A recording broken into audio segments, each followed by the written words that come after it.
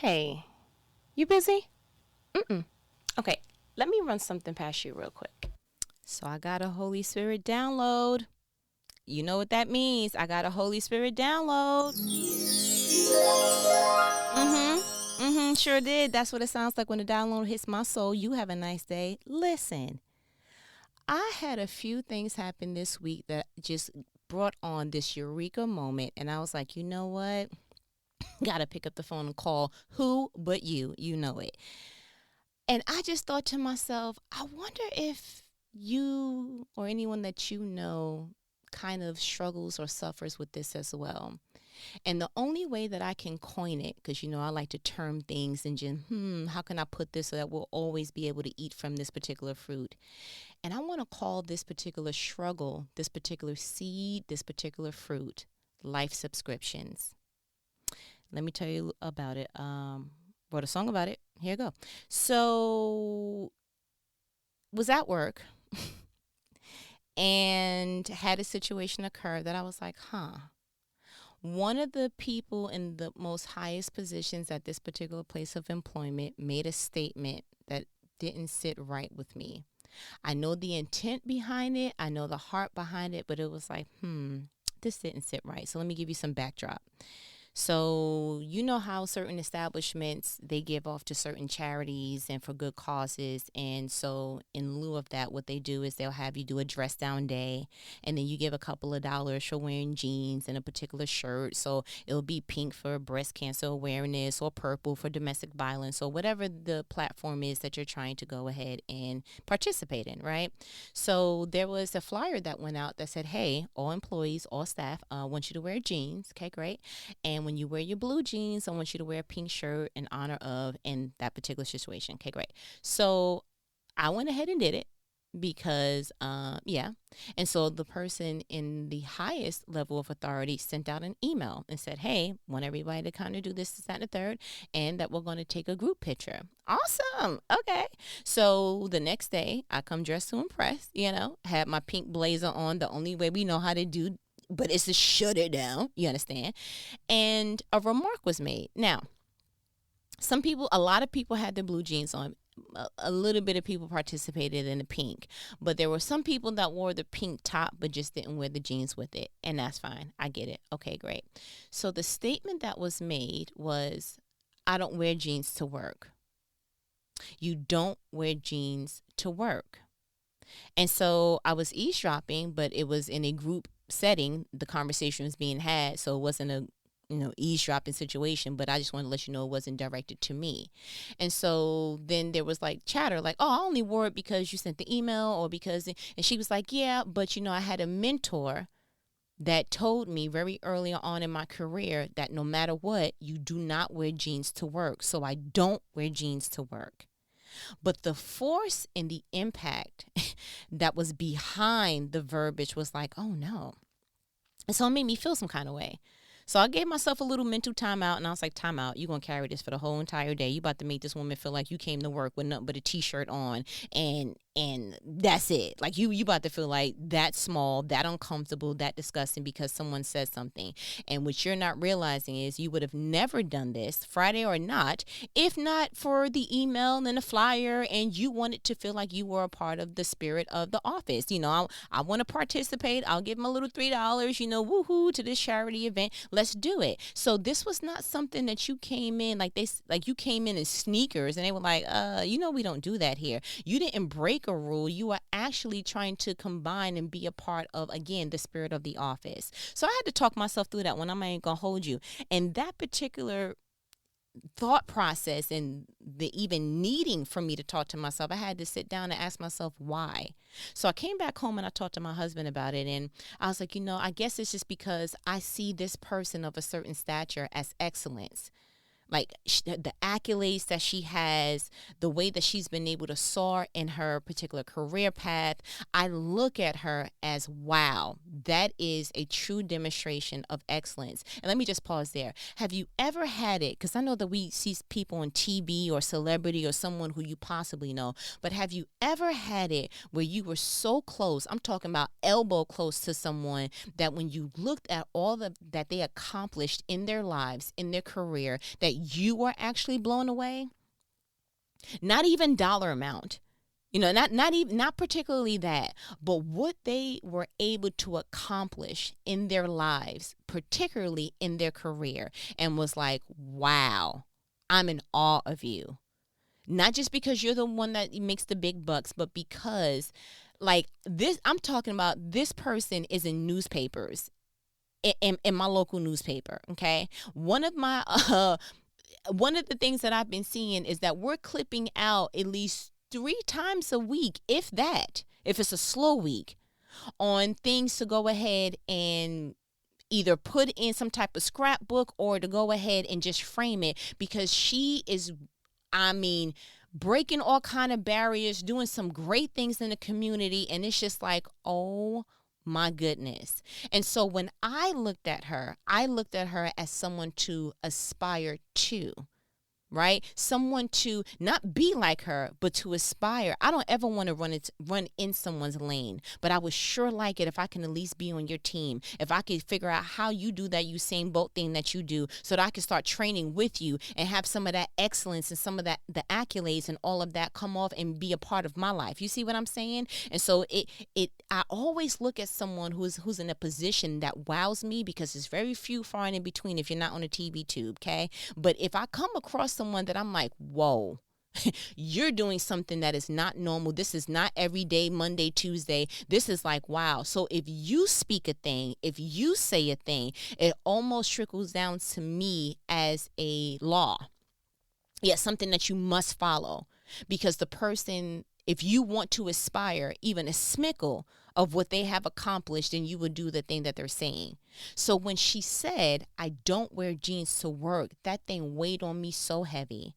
But thank God for my husband, because when I came back home and told him, I was like, I was able to shake it off, but I did feel some kind of way. But you know how I'm going to look at that? I'm going to look at that like I have a new, barrier to follow when it comes to confidence. I have a new barometer now. So if, I'm just going to go ahead and from now on not wear jeans. And he looked at me, he was like, no, I'm sorry. Her commitment is not going to be my covenant. I was like, I'm sorry. Now, my husband is rule follower. You think I'm a rule follower? No, he is rule follower, but he has a little rebellion in him, right? Like, I think sometimes he was getting a lot of beatings because, like, they told him to go to bed and he was like, I'm going to eat this last little piece of candy. Like, I think he was that little kid, but don't talk about him because that's somebody's grandbaby and that's my husband, okay? But, like, low-key, he be having a little rebellion. And I'd be like, husband, you would really just be like, no, bro, I'm finna wear jeans if it's Friday and we could dress down. That's what I'm doing. He was like, yeah, because you know what? If it was said in a way that was aspiring, encouraging, just like, hey, you guys, I just want to go ahead and make sure that we have an office that's just, maintains a certain level of professionalism. If it was said in that vein, I probably would be like, you know what? I could respect that. But the fact that you had it where you like, I don't wear jeans makes me want to wear jeans every Friday. Every single Friday. I don't even care if it's the same jean. That's what I'm doing. But what you will not do, and what I would not allow someone to do, again, my husband talking, is make it where because you are convicted with it, now it's my covenant. Now it's something I have to follow. Then if that's the case, then you shouldn't have okayed a dress down day. But what you're not going to do is allow something and then make me feel bad because you allowed it. No. And I looked at my husband and I was like, never before have I wanted to kiss her face so passionately. You understand? I just was like, you know what? I said, husband, thank you for that, because I almost let that be my law. He was like, yeah, as soon as a Friday come up, I'm wearing it. The end. No, that's the one day people get to relax, because that's the, whatever was put out, dress down Friday. So if you don't want to sign off on that, if it's such a big deal, and that's what he said that got me. He said, if it's such a conviction for her, then why didn't she put it where it's just in the verbiage for all dress downs? Like, it should not be a dress down if that's such a conviction for her. And I was like, He was like, no. So because it's not that big of a conviction, you're not going to make it for me. And I was like, wow. Seeing the new side. Okay. Which brought me to my next thing. Maybe like a couple of days or a week before having that conversation. Again, this is all within a 2 week. I'm like, wow. Okay, great. I was talking to him, my husband, about finances. And started getting flustered and hot and just like, Okay, great. And, not struggling, because I don't want you to be in my business, not struggling anything that to that degree. But I, again, when I see someone that I aspire to reflect, which already know, I done told you many a times, Dave Ramsey. I love the fact that this man was able to overcome, and he had 2 bankruptcies, and he was able, now he's a multi-millionaire, and he's teaching people how to get out and, make the best of their financial lives. And I love the fact that he follows the principles of the Bible when it comes to finances. And I'm just like, wow, go get it. And so I write down, I know his 7 baby steps, like it's the 7 commandments. You understand? Like, I know it by heart. And I remember just being so adamant, like, no, this is how we should do our money, and this, that, and the third. And my husband has said a few times, like, I don't want to be just, just that feeling of tightness, like this is how we have to live. He said, I want to be a little looser and not out of control, not anything that looks like it's reckless, like we're not good stewards over our money. But I also don't want to be so tight that by the time I'm able to enjoy my money, it's too late. Like, I don't want to do that. What's the point of that? We're working hard. We're reasonable. We're doing what we have to do. Like, why are you so tight on that? And so I said, you know what? I'm starting to see a pattern here. I looked at Dave Ramsey and I said, man, I aspire to be a multimillionaire, to follow Christ in my finances, to be humble enough to help people in their finances should they ask or need to, all these different things. And so it was like, oh, okay. But husband was like, listen, you know what? And I'm not fighting you on certain things, but Dave Ramsey can't give you the blueprint to our lives. He doesn't have the situation. So he named our particular blueprint and then compared it to him. He said, Dave Ramsey had one wife, children with his one wife. He was making millions before he was 26. He has a whole different dynamic. He can walk into a bank and say, hey, I need to borrow this if he needed to. He's a different, he's from the Caucasus. Okay, great. He's not the same complected as us. It's a different culture. And so he's like, I get what he's saying. And I love the fact that he's doing it on biblical principles, but we don't have to stop breathing for a little bit just because Dave Ramsey said so. And I was like, because I remember saying no. He said, and if you heard him ever before, you know this. He said, we got to eat rice and beans and rice. And husband was like, I'm not going to miss out on any pieces of chicken if it's within budget. I'm not doing that, babe. And I was like, and at first, I ain't going to hold you. I felt some kind of way. You're coming against the plan. We're going to be the first millionaires in our family. And then when the situation with the jeans happened, matter of fact, no, I'm telling the story. When I got hot talking about the conversation, I had a robe on, I had to take it off. He was like, why is that making you so hot? And so I went and took a minute to kind of like think about it. And I came back. I said, you know what I think it is? I have looked at these 7 baby steps of Dave Ramsey as the blueprint for our lives. And I am such a planner, and I'm so intense when I have a goal that if I'm not reaching it, I feel like I'm failing. And he was like, babe, take the limits off. You literally wrote out a 5-year plan. That is excellent. But if it happens in 5 years and 2 months, you're not a failure. If it happens sooner, praise God. God can do it. But if it happens in 6 years, you're not a failure. And for him to repeat that to me, I was like, oh my gosh, because I'm looking up. He said, you should save 20% down on the house, and it should be in this time. And you should have, 3 to 6 expenses, and it should be in this time. And you should be able to pay off all your debt within this time. And I'm like, okay, like I'm just learning how to swim, but I'm like, nope. He said you're supposed to know how to get in the deep feet, in the 6 feet by this time, and you're supposed to be deep diving. You're supposed to be, matter of fact, you should be scubaing at this point, man. What you doing? And I have a competitive spirit, but only when it comes to me. I feel like I should be as good as what someone I'm aspiring to be said I should. And I don't know where I developed that. I'm more than certain it's childhood, but it was just a eureka moment. Then today, okay, having conversations with my child about Christmas stuff. And I said, I don't really like the spirit of Christmas, what it is now, that you're just supposed to be buying expensive stuff just to be having it. Like, we're moving away from the memories and the family time and the experiences. And so after all that, he was like, so what's my budget?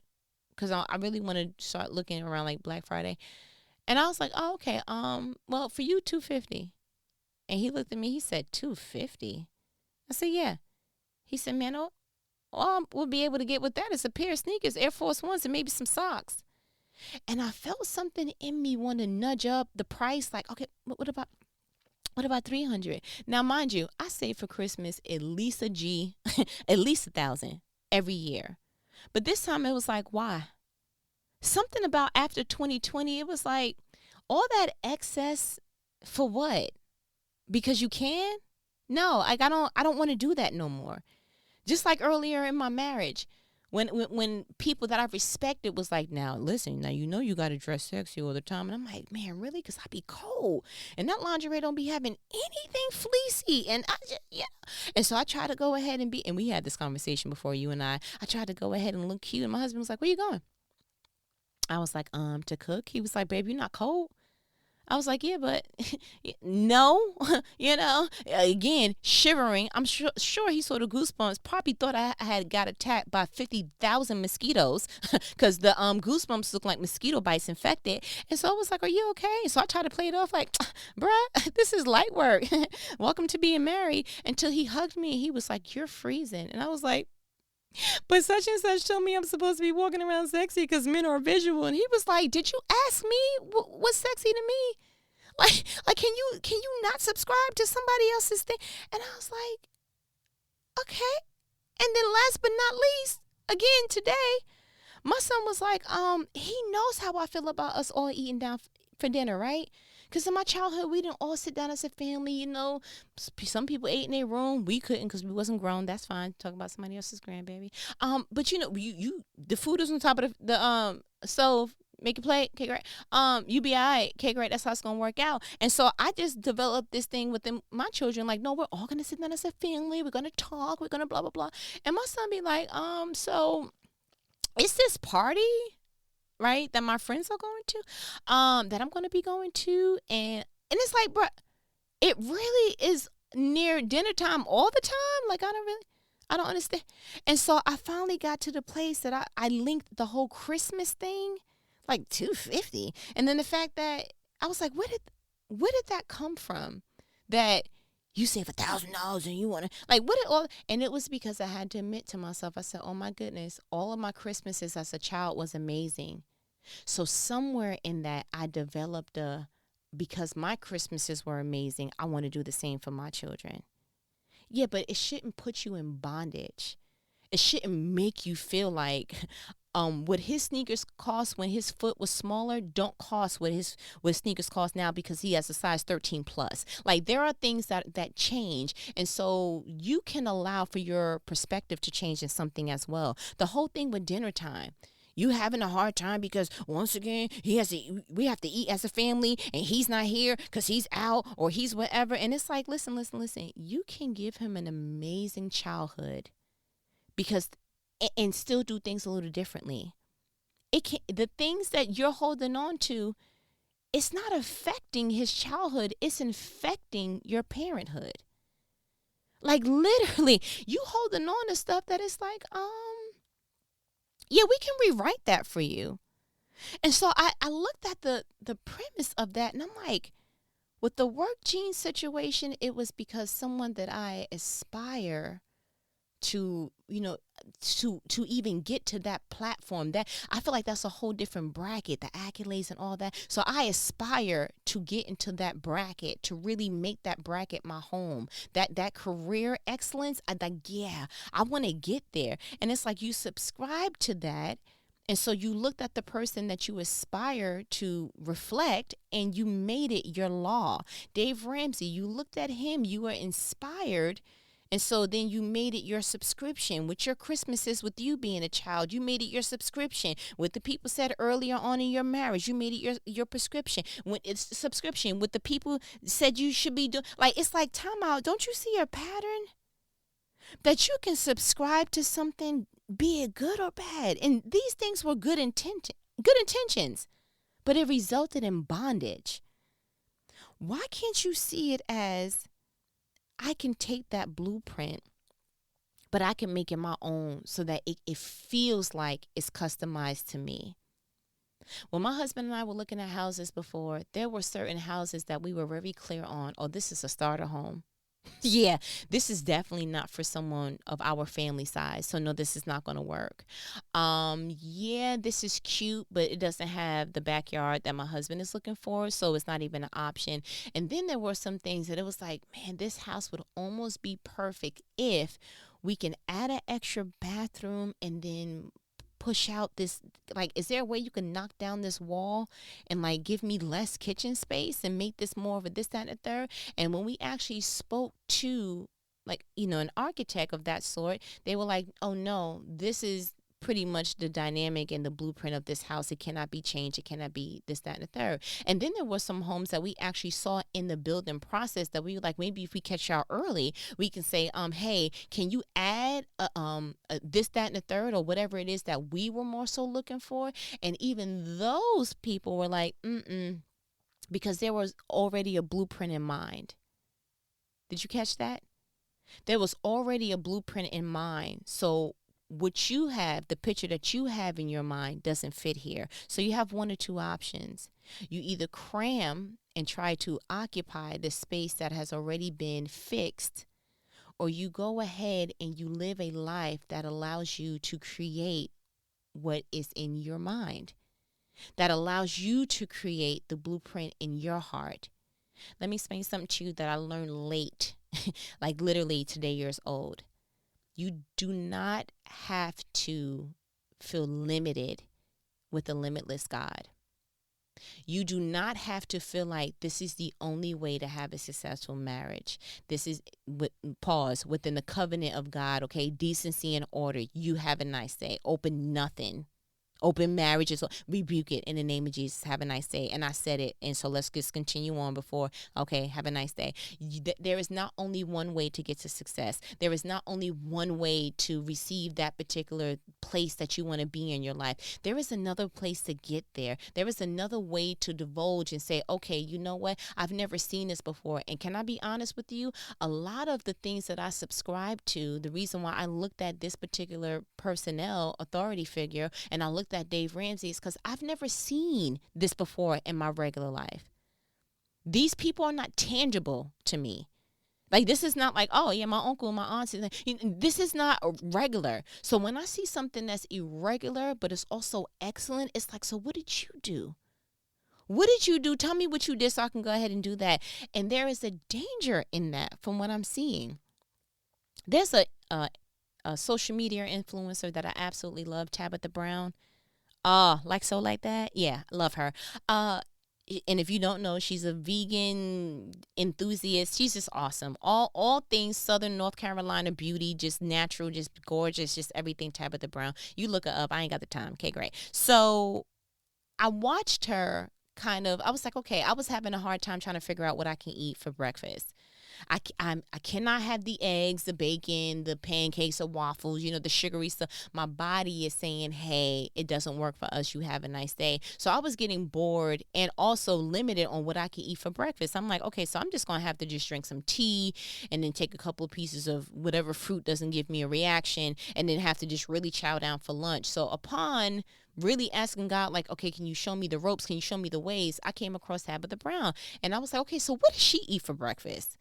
Because she's like healthy.com /. And so I'm getting ideas from her and I'm like, oh, okay, wow. And this one video, she said something that was so freeing to me that I was like, oh my goodness. She said, you can change these meals however you see fit because there's some things that's going to work for me that doesn't work for you. Because lo and behold, I was looking at what she made and I said, I can't have cashews because cashews give me like a mucus reaction. I can't have it. There was something else, mushrooms. I'm afraid to eat them. I don't, nothing that grows in my yard. I want to eat, just not, I don't want to do that. Not a fungus. Okay, great. I don't care if it's a fungi. Okay, not interested. And so I said, you know what? I can still eat healthy, but not eat what she's eating. And then it just clicked. I was like, so do you get it? That you can customize your own plan? Like, do you get it?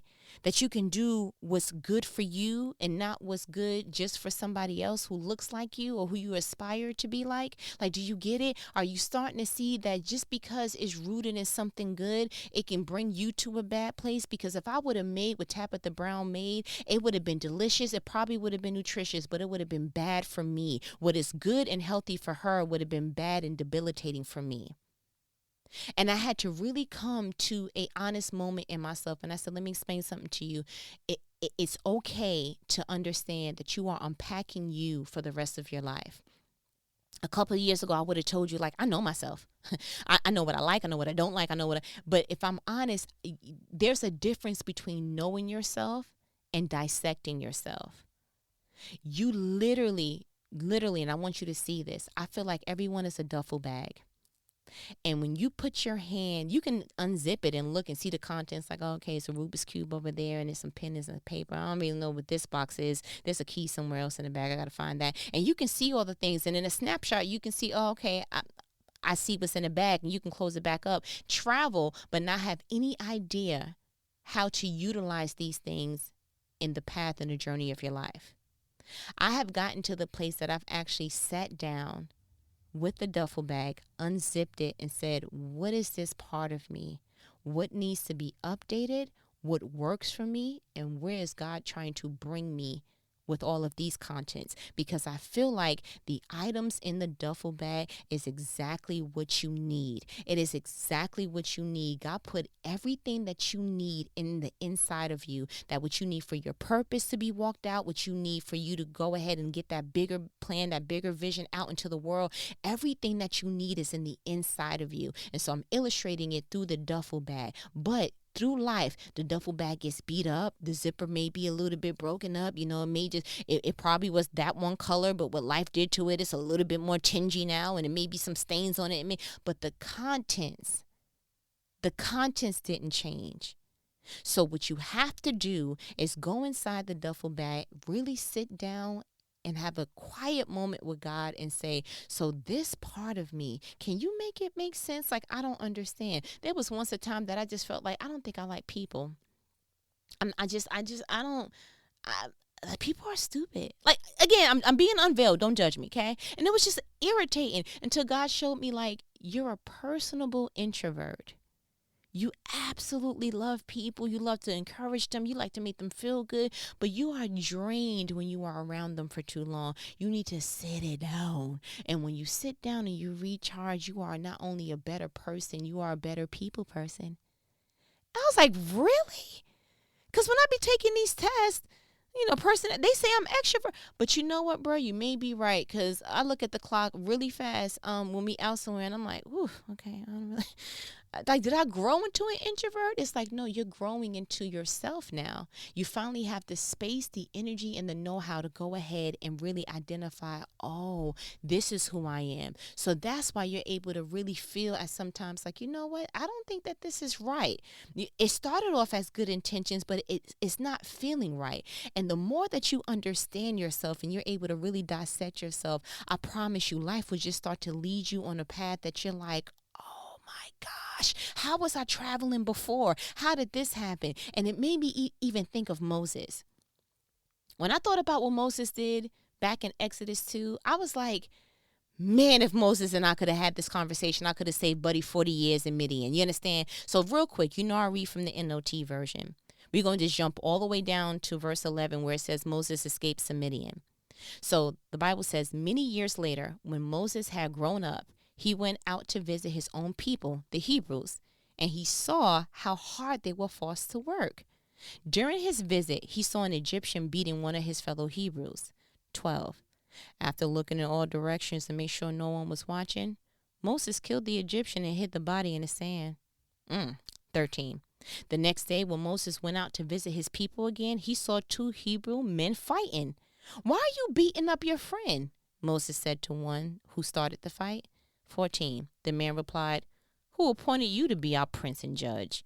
Are you going to kill me as you killed the Egyptian yesterday? Then Moses was afraid, thinking, everyone knows what I did. 15. And sure enough, Pharaoh heard what had happened, and he tried to kill Moses. But Moses fled from Pharaoh and went to live in the land of Midian. When Moses arrived in Midian, he sat down beside a well. 16. Now the priest of Midian had 7 daughters who came as usual to draw water and filled the water troughs for their father's flocks. 17. But some other shepherds came and chased them away. So Moses jumped up and rescued the girls from the shepherds. Then he drew water for their flocks. Here's my thing. Moses was subscribed to something good. His life subscription was, I'm going to make sure that I take care of the people that can't take care of themselves.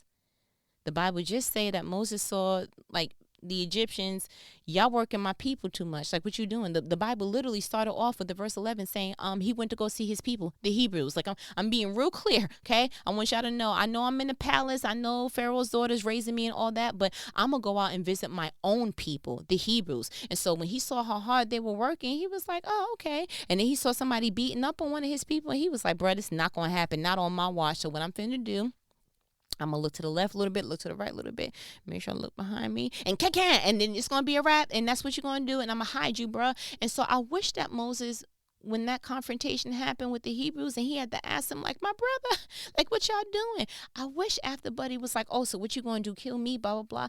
I wish that Moses knew himself enough to say, but I was protecting y'all. Like, I know I was in the palace and, I eat the 4 meals a day with the grapes being fed to me and the royal treatment and all that. But, like, none of that matters to me because the Hebrews are my people. And so I'm never going to be okay, ever. Never. I don't care how much in the palace I am. It's never going to be okay for me to watch my people be in any kind of bondage. And so when I saw that, yeah, I had a reaction. And I killed Buddy. You absolutely right. But let me explain this to you. I don't have that same feel or that slap knee reaction or whatever to go and do that to you because you're my brother. But when I saw that Egyptian do what he did to our brother, I did what needed to be done. Like, I wish Moses had a little bit of Suge Knight in him, like a little bit like, oh, okay, and come to Death Row Records, like, what you want to do, bro? Like, I wish a little bit, kind of, sort of. But what did he let that do? He let the thought process of somebody else that he was aspiring to, right? Because in the heart of it, Moses just wanted to be accepted by his people. Yeah, I wasn't raised like y'all, but I'm still y'all. Like, I see my complexion, bruh. I'm looking at my hand and arms, like, I see it. I see the shape of my nose. Like, yeah, you my brother for real. Like, I know where I come from. I'm not one of those people. I wish he would have, at the heart of that, just been able to just realize, I want to be accepted, but not to the point that you were willing to reject yourself, Moses. That when somebody said something and then word got out to Pharaoh, you were like, oh no. And so you ran to Midian for 40 years. But then not even 0.5 seconds later, I even want to guess it was on your way, making your way downtown to Midian, that you saw that the daughters were mishandled when they were trying to go ahead and get the waters for their flocks real quick. You was like, buddy, not on my watch. So Moses, it's in you to make sure that people who can't defend themselves are taken care of. It's in you. You can't fight that. And so what if you would have allowed that space in your life where you like, listen, I'm not running from what I know myself to be. Okay. It's just, I'm sorry, I'm not. But I had to go ahead and connect that I wasn't the only person that took a life subscription and almost let it put me in bondage for the rest of my life. And praise God that at the end of 40 years in Midian, God was like, okay, now let me go ahead and have this burning bush moment with you, Moses, because I need you, because you can run, you can hide, you can try to, just do the football, like stiff arm to the things that I've called you to do, but you can never change your operating system because what is in your duffel bag is exactly what I need for you to do in your life. You have to take the time to unpack that and say, okay, God, so how do I use this for my good so that these life subscriptions aren't actually turning into earth sentences for me, that I don't feel like I'm in an earthly jail because of the things that I've subscribed to.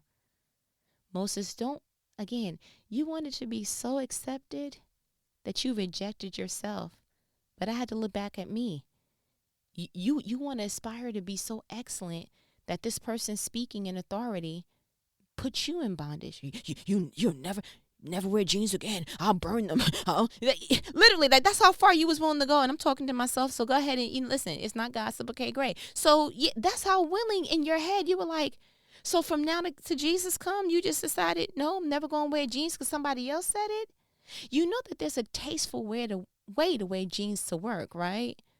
Nobody's saying you wearing a crop top and you got the booty all out. Like, to be honest with you, and I'm going to go ahead and give you the visual, I had on some loafers, pair of blue jeans. I had a white shirt, a pink boyfriend blazer, which means that it's a little oversized and it covers my husband parts, okay? And that was tasteful. You do know that there's a tasteful way to wear jeans to work if it is allowed. You do know that there's a calmer pace to getting to your financial goals without feeling like you can't breathe, you can't eat nothing outside of rice and beans and rice, you can't do anything until you're out of this hole. And then that's when no, you do know there's a breathable way to get your financial goals, right? If you're a good steward and you're not reckless with money, you do know that you can still give Christmas experiences without going into Christmas debt. You do realize that, right? You do realize that there is a way to entice your husband or your spouse or whatever that looks like in your marriage without doing it the exact same blueprint way that somebody else did it. And you know what the caveat is to that? The majority of the people that were telling me what to do weren't married. Then when I went ahead and was asking married people what they did, they had the wisdom enough to tell me what works in my marriage is not going to work in your marriage. You have to figure out what works in your marriage. And praise God for the people who are honest enough to tell me, because if I had a newly married woman come up to me and say, what do I do to A, B, and C? I can give her some of the basic principles, right? Speak respectfully to each other.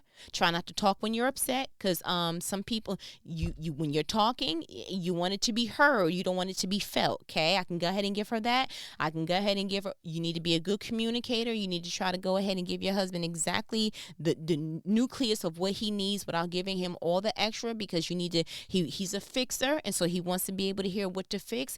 And so if you can minimize on the screaming and the crying and everything else, and I think you'll be in good standing. Also, keep outside people outside and keep what's going on in your marriage inside. Like, I can give her things like that, but I can't give her, this is what you got to cook him, this is how you have to be intimate with him, I can't give her that.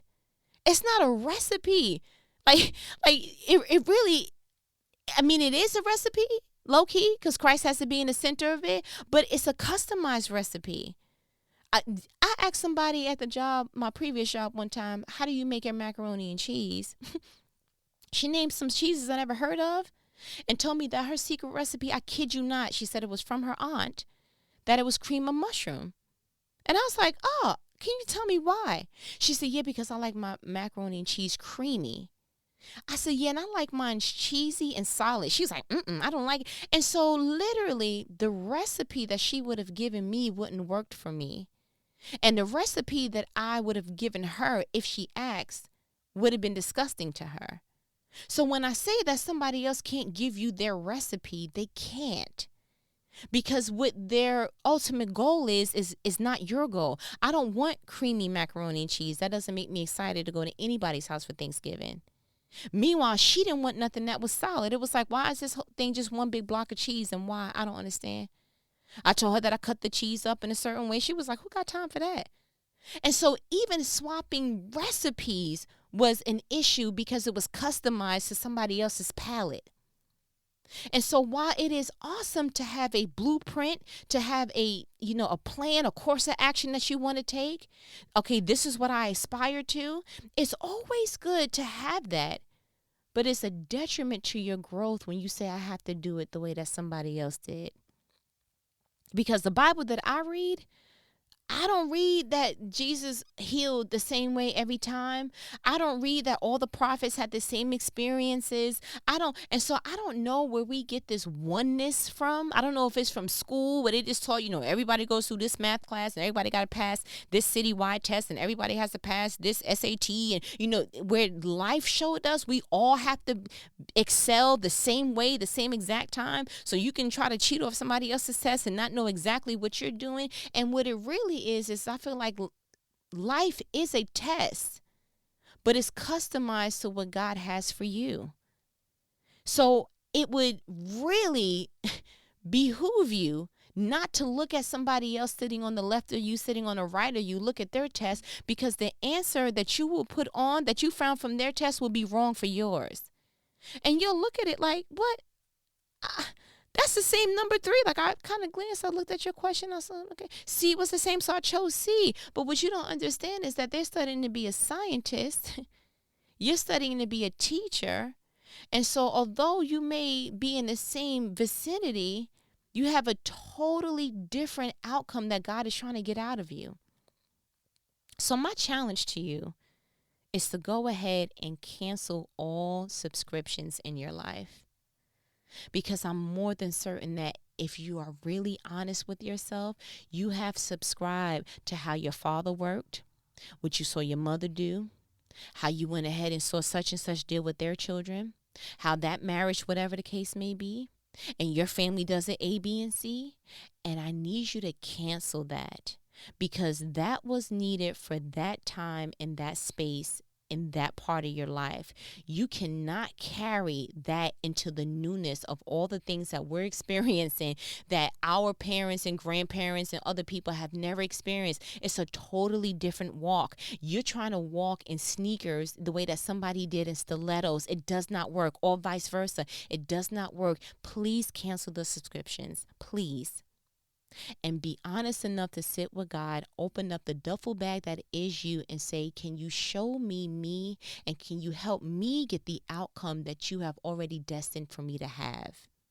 Because if I keep looking at somebody's recipe, trying to fix it with the ingredients you gave me, I'm going to continue to be disappointed. I'm going to continue to be hard on myself, and I'm going to continue to look at me like, what am I missing? What am I missing? And God needs to give you that. So I had to go ahead and just pick up this phone and call you and just give you this subscription, just download, okay? And you know, every time I say download, I want to just go ahead and just, because that's what the Holy Spirit did to me, so I'm going to do it to you. But you know what these conversations are? They are life-provoking conversations that not everybody's going to have with you but your favorite homegirl, because I take my own tea and I make it lemonade for you. Why? Because if you sip it, then it was worth me going through it. You understand? But I feel like you got what you needed. I really do. This thing called life is such a growth. It's such a steady stream of growth that I just welcome. I love who I'm becoming because I'm sitting and dissecting my contents. Love it. But I'll speak to you later. I'm going to let me go, okay? All right. Later.